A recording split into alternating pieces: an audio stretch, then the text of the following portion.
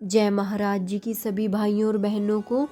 गुरु प्यारे साधकों, एक बार एक शिष्य ने महाराज जी से पूछा, महाराज जी, देखने में आता है कि भक्तजन धार्मिक स्थलों में महापुरुषों की गैर हाजिरी में भी उनकी खाली गद्दी या आसन के सामने माथा टेकते हैं।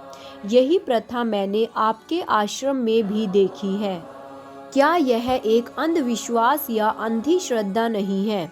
उत्तर स्वरूप गुरु महाराज जी ने कहा, केवल आसन ही नहीं, भक्तजन महापुरुषों के वस्त्रों को भी पूजते हैं, उनकी खड़ाऊ के सामने भी सिर नवाते हैं। आपको देखने में यह अंधविश्वास या अंधी भावना प्रतीत हो सकती है, पर वास्तव में ऐसा नहीं है। इसमें एक वैज्ञानिक रहस्य छिपा है। आपने देखा होगा कि जब कहीं कोई कत्ल या अपराध घट जाता है तो पुलिस डिपार्टमेंट स्नीफर डॉग्स यानी अधिक सूंघने की शक्ति वाले कुत्ते को अपने साथ लेकर घटना स्थल पर पहुंचते हैं। यह कुत्ते क्या काम करते हैं? दरअसल हर व्यक्ति के अंदर से कुछ विशेष ऊर्जा एवं गंध निकलती है। अपराध करने के बाद जब अपराधी घटना स्थल से कुछ कूच कर जाता है, तब भी उसकी यह गंध घटना स्थल पर व्याप्त रहती है। यह कुत्ते इसी गंध को सूंघ लेते हैं और इसी के आधार पर पुलिस को अपराधी तक पहुंचाते हैं। अब विचार कीजिए, जब अपराधी प्रवृत्ति के एक साधारण आदमी की गंध व ऊर्जा एक स्थल पर छूट जाती है, तो क्या अनंत ऊर्जा के स्वामी महापुरुषों के साथ ऐसा नहीं होता होगा? क्या उनकी दिव्य तरंगे या सुगंध उनके वास स्थान या वस्त्रों में व्याप्त नहीं होती होगी? अवश्य होती है। भक्तजन इन्हीं दिव्य तरंगों से प्रभावित होते हैं, इसलिए उन वस्तुओं को नमस्कार करते हैं। गया में जिस बोधि वृक्ष के नीचे महात्मा बुद्ध ने निर्वाण प्राप्त किया था, उसे उनके अनुयायियों ने आज 7 वर्षों के बाद तक जीवित रखा है। विश्व भर से दर्शनार्थी वहां पहुंचते हैं। कभी कभी देखने में आया है कि उनमें से बहुत लोगों को वहां अप्राकृतिक अलौकिक दृश्य भी दिखाई देते हैं। इसका कारण यही है कि उस वायुमंडल या क्षेत्र में अभी तक महात्मा बुद्ध की अक्षय तरंगे बसी हुई हैं। वही दर्शनार्थियों के अंतर्मनों को प्रभावित करती हैं, उन्हें शांति व आनंद का अनुभव करवाती हैं।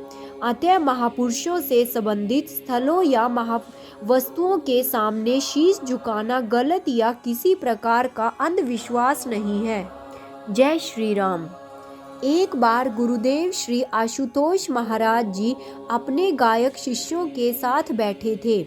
महाराज जी उन्हें एक भजन की धुन सिखा रहे थे। पहले महाराज जी कुछ पंक्तियां गाते, फिर स्वामी भाई उनको वैसे ही सुरताल में दोहराते। तभी भाइयों ने देखा कि जैसे ही महाराज जी गाने लगते हैं तो बाहर बरामदे में मोर नाचने लगता है। फिर जब भाई गाना शुरू करते तो मोर नाचना बंद कर देता। यह सिलसिला काफ़ी देर तक चलता रहा। गुरु भाइयों ने यह बात महाराज जी को बताई। फिर सभी हंसने लगे और कहा, देखो महाराज जी, मोर को भी संगीत का कितना ज्ञान है।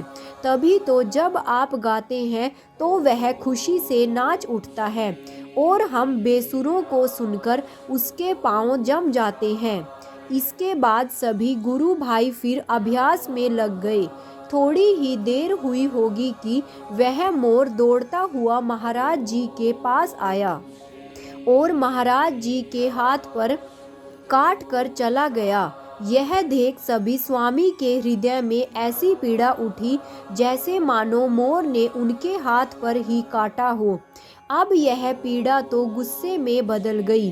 स्वामी भाई बोले, महाराज जी, अभी तो हम इसकी प्रशंसा कर रहे थे, पर अब आप बताओ, अकारण ही यह मोर आपको आहत कर गया। तब महाराज जी स्वामी जी को शांत करते हुए बोले, अरे इतना गुस्सा क्यों भला? अपनी अल्प दृष्टि को उसकी अल्प बुद्धि क्यों बता रहे हो?